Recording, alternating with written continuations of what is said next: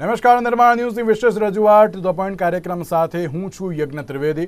દર્શક મિત્રો, જે પ્રમાણે ભારત અને પાકિસ્તાન વચ્ચે તણાવપૂર્ણ માહોલ તો ક્યાંક જોવા મળી રહ્યો છે ને તણાવપૂર્ણ માહોલની વચ્ચે જે એક ઓપરેશન સિંદૂર થયું, ઓપરેશન સિંદૂરને લઈને જે પ્રેસ વાર્તા પણ કરવામાં આવી, આજે પ્રેસ કોન્ફરન્સમાં તમામ પ્રકારની ચર્ચા વિચારણા કરવામાં આવી, પણ તેની સાથે વિનય ના માનત જલત જડ ગયે 3 दिन बीती, બોલે રામ સકોપ તબ ભય બીનું હોય ન પ્રીતિ। અને એ જ બાબત ફરી એકવાર ભારતીય સેનાએ કરી બતાવી છે કે ના, જવાબ આપવો જરૂરી હતો અને એટલા માટે જ અમે જવાબ આપ્યો છે। ભય બીનું હોય ન પ્રીતિ, એકવાર ભય બતાવવો બહુ જરૂરી હતો પાકિસ્તાનને કે ભાઈ અમે આ પણ કરી શકીએ છીએ।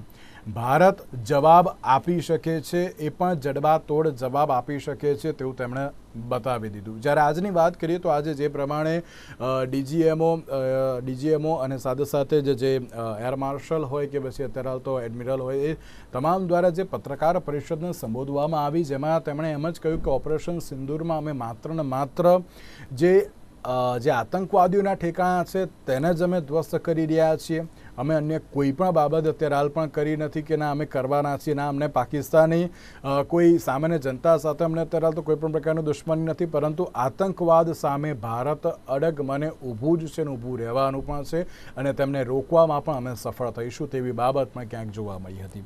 આજની જે પ્રેસ કોન્ફરન્સ જોવા મળી, જેમાં ઘણા બધા મુદ્દાઓ પર જે તેમના દ્વારા ચર્ચા વિચારણા કરવામાં આવી હતી। આ પહેલાં પણ જે એક પ્રેસ કોન્ફરન્સ થઈ હતી તેમણે કહ્યું હતું કે ના, મિસાઇલ સ્ટ્રાઇક કેવી રીતે થઈ, એર સ્ટ્રાઇક કેવી રીતે થઈ, ત્યારે યુદ્ધ વિરામની તો બાબત અત્યારે જોવા મળી રહી છે, પરંતુ આગામી સમયમાં હવે કેવા પ્રકારની પરિસ્થિતિ તેના લઈને પણ સવાલ યથાવત છે। તમામ મુદ્દાઓ પર ચર્ચા વિચારણા કરીશું। ચર્ચા વિચારણા કરવા માટે અમારી સાથે જોડી ગયા છે મનનભાઈ ભટ્ટ કે જેઓ સુરક્ષા નિષ્ણાત છે અને હિરેનભાઈ કોટક કે જેઓ સુરક્ષા નિષ્ણાત છે। જે આ બંનેનું સૌથી પહેલાં તો સ્વાગત છે।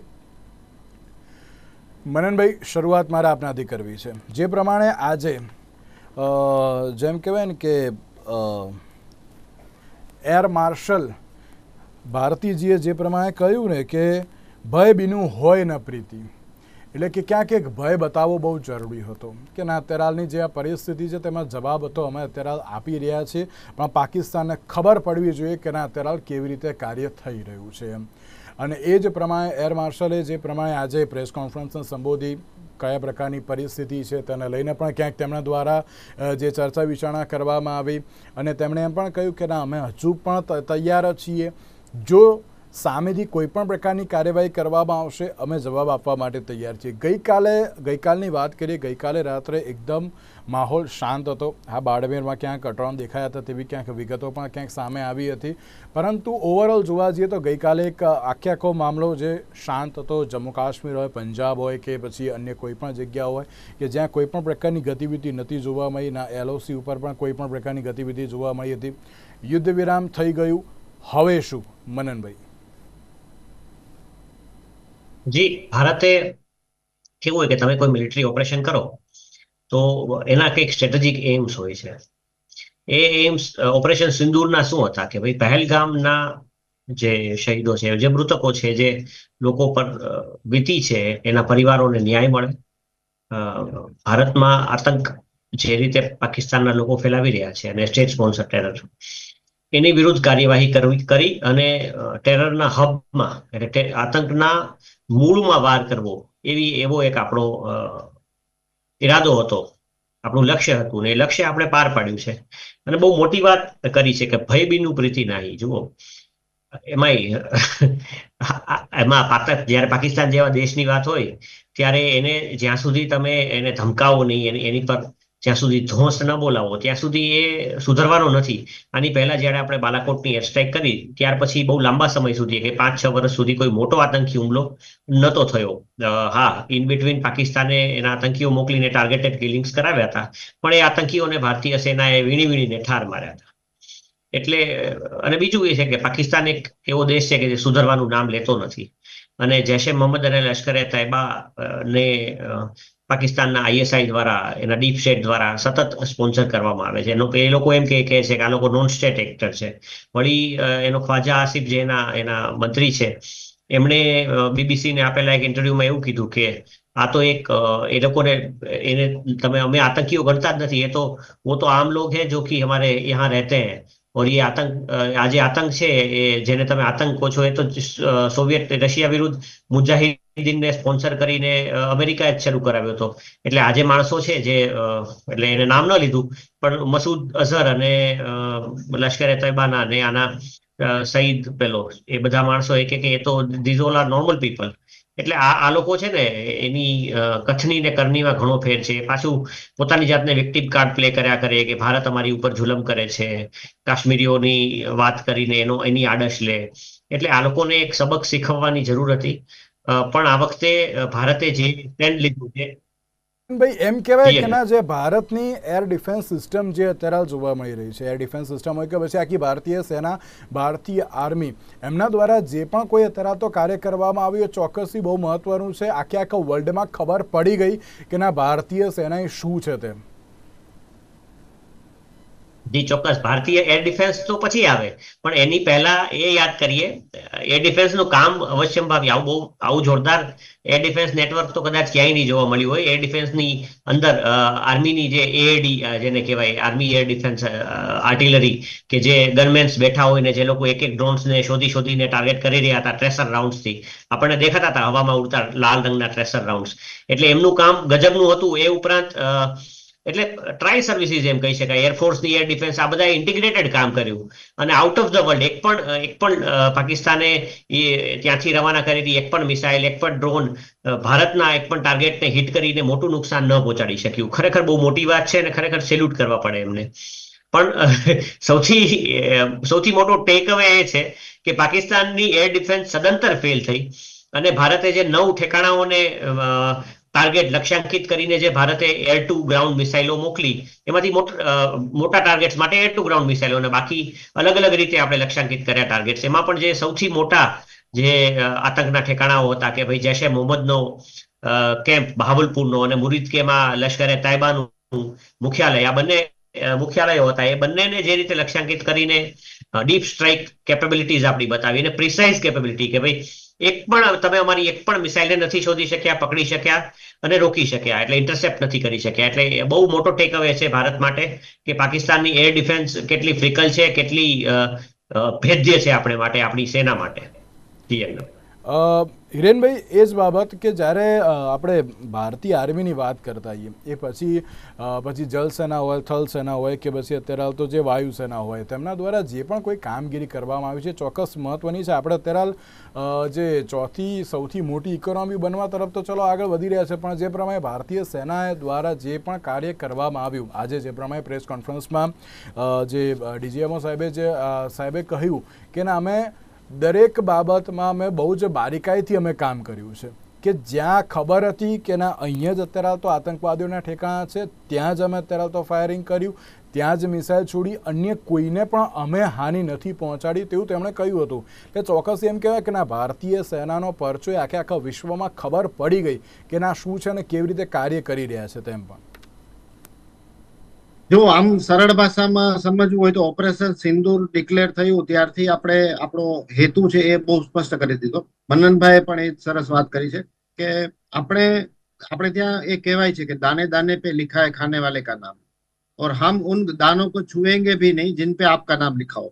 એટલે કે આપણે સ્પષ્ટ કર્યું હતું કે આતંકી અને આતંકીઓ અને આતંકી માળખાઓ ઉપર જ માત્ર આપણે અહીંયા એટેક કરીશું અને આતંકવાદને ખતમ કરવો એ એક માત્ર આપણું લક્ષ્ય છે.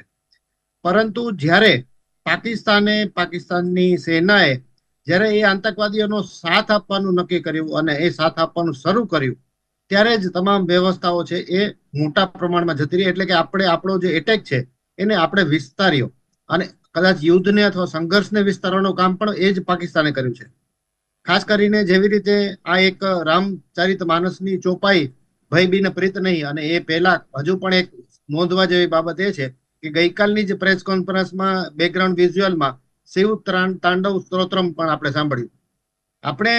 આપણે જે અહીંયા વાત કરી છે ને તે એમાં ફરક એ છે કે પાકિસ્તાનની સેનાએ પણ પોતાની વાત કરી અને એમાં પણ એમનો પણ એક મંત્ર એમાં કહ્યો, પરંતુ એ મંત્ર હતો એ માત્ર ને માત્ર એ લોઢાની એક દિવાલ છે જે અલ્લાહના કહેવાથી અમે દિવાલ ઊભી કરી છે એવો એક અર્થ થાય છે એને જે મિશનનું નામ આપેલું તે. પણ મારે ખાસ એક એવું છે કે આપણે ભારતે માત્ર પાકિસ્તાન નહીં, સમગ્ર વિશ્વને બતાવી દીધું કે પાકિસ્તાનની એક ઇંચ જમીન છે એ ભારતીય સેનાની પહોંચની બહાર નથી. સાહેબ, 500 કિલોમીટર અંદર જઈને આપણે જ્યારે એમના આવા મહત્વના અને ખાસ કરીને સ્ટ્રેટેજિક લોકેશનને પિન પોઈન્ટ ટાર્ગેટ પ્રિસાઇસલી જે પ્રકારે આપણે નષ્ટ કર્યા છે, એ ભારતની ક્ષમતાનું બહુ જ સારું પ્રદર્શન પણ થયું. પરંતુ આ તો કદાચ ભારતીય સેનાના જવાનો છે એ ઘણા ટાઈમથી કદાચ ઈચ્છી પણ રહ્યા હતા, એમને ફ્રી હેન્ડ મળે તો એ કંઈ પણ કરી છૂટવા તૈયાર હતા. આ વોર્મઅપ જ છે. એ બહુ સારી રીતે પાકિસ્તાનને આપણે સમજાવી શક્યા. અને એને કદાચ વધારે ડિટેલમાં સમજવું હોય તો ભારતે પાકિસ્તાનના કમાન્ડ એન્ડ કંટ્રોલ સિસ્ટમ હોય, લોજિસ્ટિક ઇન્સ્ટોલેશન હોય કે મિલિટરી ઇન્ફ્રાસ્ટ્રક્ચર અને પર્સનલ, આ બધાને એટલું નુકસાન પહોંચાડ્યું કે પાકિસ્તાનની ઓફેન્સિવ અને ડિફેન્સિવ કેપેબિલિટી નષ્ટ થઈ ગઈ છે. આ સ્થિતિમાં પણ પાકિસ્તાન છે એ ખાસ કરીને એના આતંકવાદીઓ થ્રુ ચાલતું, એટલે કે પ્રોક્સી વોર કરીને જ એ ટકી શકે એ સ્થિતિમાં છે. અને પાકિસ્તાનની સેના જે પ્રકારે વારે ગુસ્તાખીઓ કરતી હતી અને ખાસ કરીને એ પોતાની ન્યુક્લિયર કેપેબિલિટીની સતત જ્યારે શેખી કરતી હતી, એ શેખીઓનું પણ છેદ ઉડી ગયું. આ બહુ મોટું કામ થયું છે, ખાસ કરીને એટલું મોટું કે કદાચ આ પ્રકરણ જે આખું છે એ ઇતિહાસમાં સુવર્ણ અક્ષરે લખાવાનું છે. આ બહુ સમજવા જેવી બાબત છે.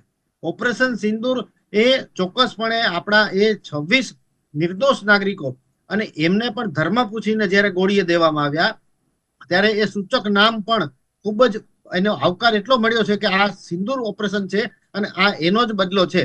આપણે ભારત સામે વોર ડિક્લેર નથી કરી, એ આપણે સ્પષ્ટ કર્યું હતું, પરંતુ વોર જેવી સિચ્યુએશન કરવા માટે થઈને જે પ્રકારે એક લહેરો આવી છે ડ્રોનની, આપણે જોયું છે દરેક જગ્યાથી એટલા બધા ડ્રોન, એટલા બધા એના હવાઈ હુમલાઓ કરવાની કોશિશ થઈ, પણ દરેક હુમલાઓને આપણે નાકામ કરી દીધા. આપણી પાસે જે ફેસિલિટી છે, આપણી પાસે જે વેપન્સ છે, આપણી પાસે જે સિસ્ટમ છે, એ સિસ્ટમનો આપણે ખૂબ જ બખૂબી ઉપયોગ કર્યો કહી શકાય. કેમ કે દાખલા તરીકે તમારી પાસે એક મર્સિડીઝ કાર છે ને મારી પાસે એક નાની એવી કાર છે, પણ હું તમારી સાઈડ કાપી જાઉં તો એ મારી ચલાવવાની આવડત ખાસ કરીને નિર્દેશ આપે છે. તો અહીંયા આપણી પાસે પૂરી ક્ષમતા પણ હતી અને આપણી પાસે ઇન્ટિગ્રિટી પણ હતી. આપણા ભારતીય સેનાના જવાનોએ, અધિકારીઓએ ખૂબ જ ચીવટપૂર્વક આખું ઓપરેશન પાર પાડ્યું છે અને એ પણ ધ્યાન રાખ્યું છે કે સિવિલિયન ફેસિલિટી પણ પાકિસ્તાનમાં હતાહત ન થાય. જ્યારે યુરી અને અન્ય ઘણા બધા સ્થળો, ખાસ કરીને ભુજની વાત કરીએ કે પંજાબના પણ ઘણા બધા લોકેશન છે જે સિવિલિયન પ્લેસીસ પર એમણે મારો ચલાવેલો. રખેને કદાચ જો એનું એક પણ ડ્રોન છે એ જો જમીન સુધી પહોંચી ગયું હોત તો એ ચોક્કસપણે સિવિલિયન ફેસિલિટીઝને તે તબાહ કરત. એ 26 વાળો આંકડો કદાચ મીંડાઓ લાગી ગયા હોત. આ સ્થિતિ હતી. આ પાકિસ્તાનની આ બાબત ઉપરથી કદાચ વિશ્વના તમામ દેશોએ નોંધ લીધી છે અને એના કારણે તમામ વિશ્વના દેશોનો આપણને બરોબર ટેકો મળ્યો છે, અથવા કેટલાક લોકો ચૂપગીદી સાવીને પણ ટેકો આપ્યો છે. મનનભાઈ, એક એવી બાબત પણ સામે આવી છે કે પાકિસ્તાને અત્યાર સુધી જે ચાઇનાની જે મિસાઇલ હતી કે પછી તુર્કીના જે ડ્રોન્સ હતા એનો જ ઉપયોગ કર્યો છે, એનાથી જ ક્યાંક આપણી ઉપર એટેક કર્યો હતો. પરંતુ જે પ્રમાણે ઇન્ડિયન આર્મીની વાત કરીએ તો આપણે જે પ્રમાણે આત્મનિર્ભર ભારત તરફ આગળ તો વધી રહ્યા છે, આપણે આપણી જાતે જે પણ કોઈ મિસાઇલ્સ બનાવી છે કે પછી હા ચલો રશિયાની જે S-400 જે હતી કે જેનો આપણે યુઝ કર્યો પણ છે, બીજી બાજુ રાફેલનો પણ આપણે યુઝ કર્યો છે, પણ જે પ્રમાણે આત્મનિર્ભર ભારત તરફ એટલે આપણી ભારતની જે ટેકનોલોજીના આધારિત જે પણ કોઈ જે વેપન્સનો ઉપયોગ કર્યો છે ચોક્કસથી ઘણા મહત્ત્વના સાબિત થયા છે. પ્લસ મારો બીજો એક સવાલ એ પણ આપણે પૂછવો છે કે એવી પણ બાબત સામે આવી છે કે ન્યુક્લિયર વેપન્સ જે પાકિસ્તાનના હતા તેને પણ ક્યાંક અત્યારે તો ધ્વસ્ત કરવામાં આપણે સફળ રહ્યા છીએ. આપ તેને લઈને પણ શું કહેશો? જો ન્યુક્લિયર વેપન્સની વાત જે છે તો ફેક છે, એવી કોઈ બાબત બની નથી. ભારત એ જે રિસ્પોન્સ આપ્યો ને બહુ રિસ્ટ્રેન્ડ હતો. એટલે હું છેલ્લા પ્રશ્નનો પહેલા જવાબ આપી દઉં. Let me ડિબંક it. એ છે ને અફવાઓ સોશિયલ મીડિયામાં ઘણી ઉડી હતી કે ભારતે એની ન્યુક્લિયર ફેસિલિટી કિરાના હિલ્સના ગેટ પર હુમલો કર્યો. જુઓ, ન્યુક્લિયર આર્માજેડોનને શરૂ કરવા માટે એક ચિનગારી પૂરતી છે. એટલે ભારત છે એ આપણે આપણા લિમિટેડ મિલિટરી ઓબ્જેક્ટિવ કે જેમાં વી વેર ટાર્ગેટિંગ, આપણું લક્ષ્ય કેવળ ને કેવળ આતંકી ઠેકાણાઓ હતા એ જ આપણે કરી રહ્યા હતા. અને પછી જ્યારે પાકિસ્તાને વાત એસ્કેલેટ કરી એટલે નેક્સ્ટ ડે ભારતે લક્ષ્યો ચૂઝ કરેલા છે. પાકિસ્તાનમાં છેક ઊંડે સુધી આપણી પેટ છે અને પાકિસ્તાનને ખબર પડે કે એની સેનાની નું દરેક લક્ષ્ય આપણા ટાર્ગેટમાં છે એને રિયલાઇઝ કરાવવા. આપણે જે વાત કરતા હતા ને કે ભય બીનું પ્રીતિ નહીં, તો એને ભયની એને ડરની પાકિસ્તાની સેનાને પણ ખબર પડે કે the big brother is watching you deep inside. એટલે ભારતે બહુ ડેલિબરેટલી એના જેટલા મોટા શહેરો હતા ને પાકિસ્તાનને એ બધા ચૂઝ કર્યા અને બધા શહેરોને ટાર્ગેટ કર્યા. સિયાલકોટ, ઇસ્લામાબાદ, પછી તમારે જેટલા મોટા શહેરો હતા એ બધા જ એક પછી એક ભારત ટાર્ગેટ કરતું રહ્યું. અને એને લાહોર, ઇવન લાહોરની અંદર રહેલા મિલિટરી કન્ટોનમેન્ટને પણ આપણે ટાર્ગેટ કર્યું. એટલે એનું કારણ પાકિસ્તાનને ડર દેખાડવાનું હતું. પાકિસ્તાનની સાથે ન્યુક્લિયર આર્માજેડનમાં ઉતરવામાં એને સૈન્ય ઠેકાણાઓમાં એની રડાર સાઇટ્સને આપણે હિટ કરી. એમના ડ્રોનના જે લોન્ચ પેડ્સ હતા, જે જગ્યાએ એ લોકો પોતાના અનઆર્મ્ડ એરિયલ વ્હીકલ્સ રાખતા હતા, એ એરફોર્સ સ્ટેશનને હિટ કર્યું. એમના એરબેઝની એરસ્ટ્રીપ્સને બબે એરબેઝમાં જઈને હિટ કરી. એક હેંગરમાં જ્યાં એમણે એમનું અવેક્સ રાખ્યું હતું, એટલે એરબોર્ન અર્લી વોર્નિંગ એરક્રાફ્ટ એને કહેવાય, એને એ હેંગરમાં જઈને હેંગર પર એમાં પણ આપણે ટાર્ગેટેડ હિટ કરી, જેમાં એમના 15 કેઝ્યુઅલ્ટીના સમાચાર છે, ઇન્ક્લુડિંગ 5 ડેથ્સ. એટલે ભારતના જેટલા હુમલાઓ હતા એ બધા બહુ લક્ષ્યાંકિત હતા. અને જુઓ, ભારત અને સ્પેસિફિકલી જો હું ઇન્ડિયન એરફોર્સની વાત કરું કે જેમણે આવી રીતે પાકિસ્તાનને લક્ષ્યાંકિત કરીને એને બતાવ્યું કે તમે અમારી નજરમાં છો, તમારા દરેક લક્ષ્ય અમારા ધ્યાનમાં છે અને અમે બહુ લિમિટેડ એક્સપ્લોઝિવથી, જુઓ, એરફોર્સ ધાર્યું હોત તો એના એર સ્ટેશન્સ, એના સૈન્ય થાણાઓ, એમની આ ક્રિટિકલ જેટલા ઇન્ફ્રાસ્ટ્રક્ચર છે મિલિટરીના, એને મોટા હેવી ફાયર પાવરથી ખતમ કરી શક્યું હોત. એટલે તમે જે એક મિસાઇલ મારો છો એ મિસાઇલની અંદર લિમિટેડ એક્સપ્લોઝિવ લગાવીને દુશ્મનને વોર્નિંગ દેવાની વાત છે. કે ને કે ઘણીવાર તમે ક્યારેક કાન પાસેથી ગોળી પસાર કરવી પડે, પણ અમુક ગુનેગાર હોય ને એને ગોઠણની નીચે તમારે ગોળી મારવી પડે. તો આપણે એને બિલો ધ ની હિટ કર્યું છે, જેથી એને એક સબક મળે કે ભારત છે છેડખાની મત કરો. બહુ ઇમ્પોર્ટન્ટ મેસેજ છે. ભારત યુદ્ધ નહોતું ઈચ્છતું. ભારત ભલે એક લોક લાગણી છે કે આપણે પાકિસ્તાન સાથે એક યુદ્ધ તો લડી લેવું જોઈએ, પણ જ્યારે તમે દેશના સૈન્ય પ્રમુખ હો, દેશના વડાપ્રધાન હો, ત્યારે અમુક નિર્ણયો જે રીતે લેવાતા હોય છે એવી રીતે લેવાતા હોય છે. એટલે ન્યાયનું કામ હતું, ન્યાય થઈ ગયો. ત્યારબાદ પાકિસ્તાને એસ્કેલેશન કર્યું તો એને એવી મોટી લપડાકો મારી કે એને એ જીવનભર યાદ રહેશે. ભલે અત્યારે પાકિસ્તાન કે છે જૂઠ કા પુલિંદા, એટલે અત્યારે લોકો એક વિક્ટરી સેલિબ્રેટ કરી રહ્યા છે. પણ ખુશીની વાત એ છે કે પાકિસ્તાને 1971ના યુદ્ધમાં જ્યારે આપણે બાંગ્લાદેશને આઝાદ કર્યું ત્યારે પણ વિક્ટરી સેલિબ્રેટ કરી હતી. અને 1965ના યુદ્ધમાં જ્યારે ભારતીય સેના લાહોર સુધી પહોંચી ગઈ હતી ત્યારે પણ વિક્ટરી સેલિબ્રેટ કરી. એટલે પાકિસ્તાન એક દિવા સ્વપ્નોમાં અને ફૂલ્સ પેરેડાઇઝમાં રાચે છે. એનો કઈ ઉપાય થઈ શકે તેમ નથી યજ્ઞભાઈ. જે કહેવાય કે ડોનાલ્ડ ટ્રમ્પ દ્વારા એક યુદ્ધ વિરામની જે બાબત પણ કહેવામાં આવી હતી, પરંતુ ત્યારબાદ પણ આપણને બધાને ખબર છે, મનનભાઈને પણ ખબર છે, તમને પણ ખબર છે કે યુદ્ધ વિરામનું ઉલ્લંઘન દર વખતે પાકિસ્તાન કરતું જ આવ્યું છે. એ કોઈ કહેવાય ને કે આજની બાબત તો છે નહીં, પરંતુ દર વખતે કરતા આવ્યા છે અને એ કરતા જ રહેશે, એ પ્રમાણેની પરિસ્થિતિ. પણ હિરેનભાઈ, લાગે છે કે ના, આપણે જે પ્રમાણે મધ્યસ્થીની ના પાડી દીધી કે હવે ભાઈ અમારે મધ્યસ્થીની જરૂર નથી, જે હોય આવો ચર્ચા કરીએ, પીઓકેને લઈને પણ વાત કરી તો તેને લઈને પણ અત્યારે તો વાત કરીએ, કાશ્મીરને લગતી પણ વાત કરીએ તો કરીએ, અમે તૈયાર છીએ. મધ્યસ્થી માટે અમે અત્યારે તો રેડી નથી. આપ આ બાબતને પણ કઈ રીતે જુઓ છો? જુઓ, આપણે અમેરિકાની મધ્યસ્થીની જરૂર નથી એ બાબત તો અમેરિકાએ જ આપણી મધ્યસ્થી એકવાર ઈચ્છેલી અને આપણા પ્રધાનમંત્રીને મધ્યસ્થી કરવા માટે આહવાન મોકલેલું, અને વિશ્વના અનેક દેશોએ આપણા દેશમાં જ આપણા દેશની મધ્યસ્થી માટે વિનંતી કરેલી. આપણે એ સ્થિતિમાં છીએ કે આપણે મધ્યસ્થીની જરૂર નથી. અહીંયા કેસ છે એ બહુ ક્લિયર છે. ભારત અને પાકિસ્તાન બંને વચ્ચે કોઈ અત્યારે એવી ઘર્ષણની સ્થિતિ પણ નહોતી. ભારત અને પાકિસ્તાન વચ્ચે કાશ્મીરના મુદ્દે આ ઘર્ષણ થયું હોય કે ઓપરેશન સિંદૂર કરવું પડ્યું હોય કે એવી પણ સ્થિતિ હતી. પરંતુ આતંકવાદને જરા પણ સહન નહીં કરીએ, એટલે કે ઝીરો ટોલરન્સ છે, એની જે બાબત હતી એ બાબતને લઈને આપણી સ્ટ્રાઇક જરૂરી હતી. અને એ સ્ટ્રાઇકમાં પણ એક બહુ મહત્વની બાબત ખાસ સમજવા જેવી એ છે કે જે છેલ્લી સ્ટ્રાઇક હતી એમાં પાકિસ્તાને પુરાવા પણ માંગેલા કે અમારે ત્યાં કોઈ સ્ટ્રાઇક જ નથી થઈ.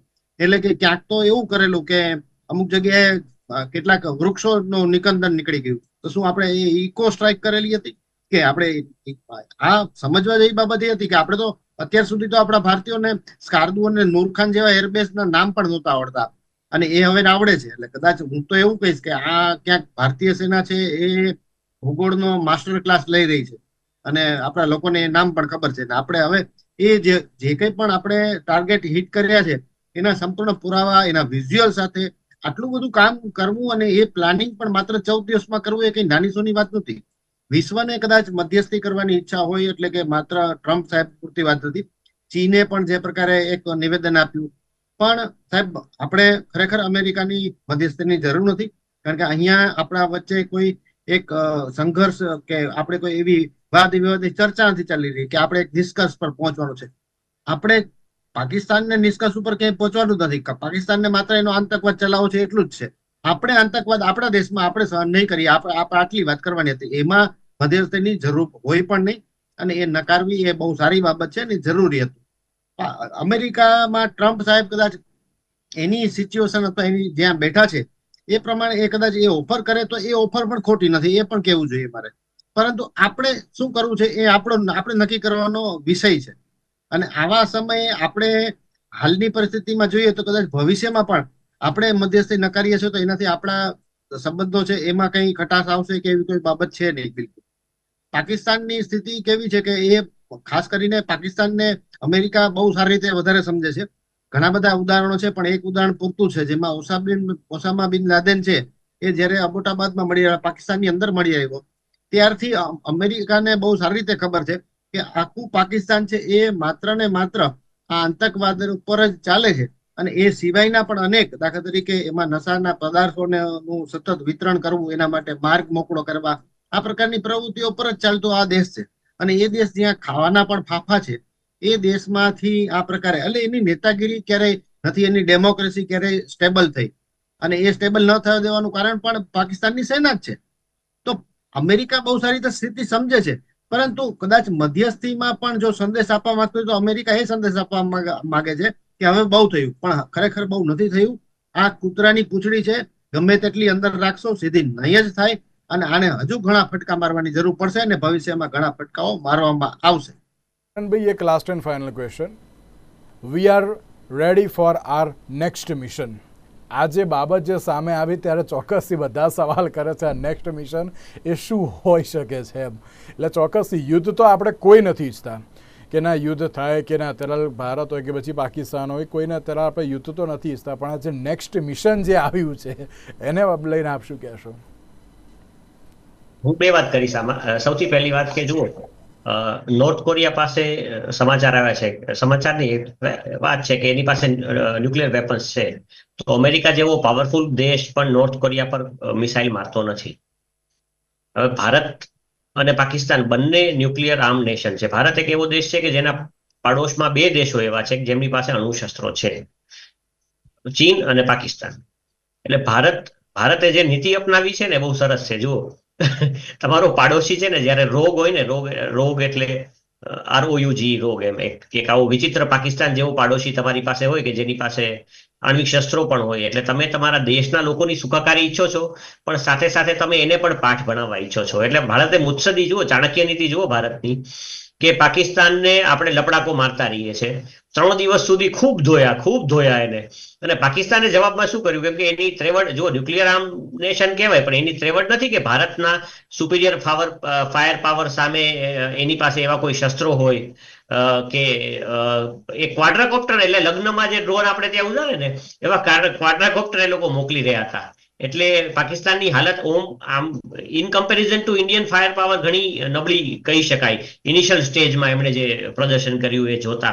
અને વળી આપણા કોઈ મિસાઇલોને એ લોકો રોકી ન શકે, એટલે એની એર ડિફેન્સ સિસ્ટમ પણ સાવ ગઈ ગુજરી અત્યારે તો ગણી શકાય, ચાઇનાની બનાવટની. એટલે ભારત શું કરે છે કે પાકિસ્તાને એક આડી હરકત કરી, એટલે ભારતે હવે આ વખતે એક છે ને ફ્લડ ગેટ ખોલી નાખ્યા કે એ આડી અવળી હરકત કરશે એટલે અમે ટેરર ઇન્ફ્રાને જઈ અને ઠોકી આવશું.